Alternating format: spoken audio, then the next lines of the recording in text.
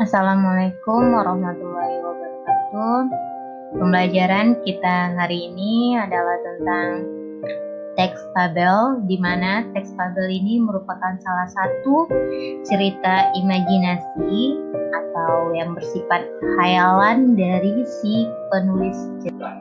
Fabel adalah cerita yang tokohnya hewan atau binatang yang berperilaku seperti manusia.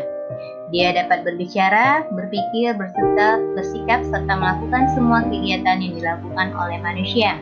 Fabel juga biasa disebut dengan cerita moral karena terdapat pesan moral yang hendak disampaikan.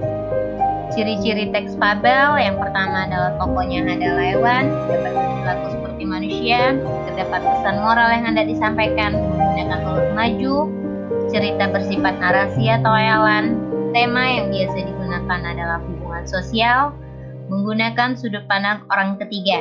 Struktur dari cerita fabel yang pertama adalah bagian orientasi. Orientasi di sini merupakan pengenalan tentang latar tempat, suasana, dan waktu dari cerita fabel tersebut, serta backgroundnya, tema, dan unsur-unsur yang lain dari cerita fabel tersebut. Struktur cerita fabel yang kedua adalah bagian komplikasi.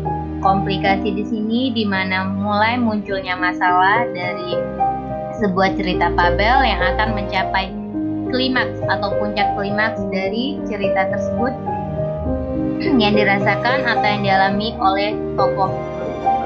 Struktur cerita fabel yang ketiga adalah bagian resolusi. Resolusi di sini merupakan bagian dari teks yang berisikan tentang pemecahan masalah yang dihadapi atau yang dialami oleh sang tokoh dari cerita fabel tersebut.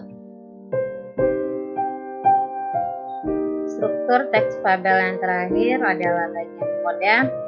Koda merupakan bagian dari teks fabel yang berisikan tentang pesan-pesan atau amanat yang ada di dalam cerita fabel tersebut.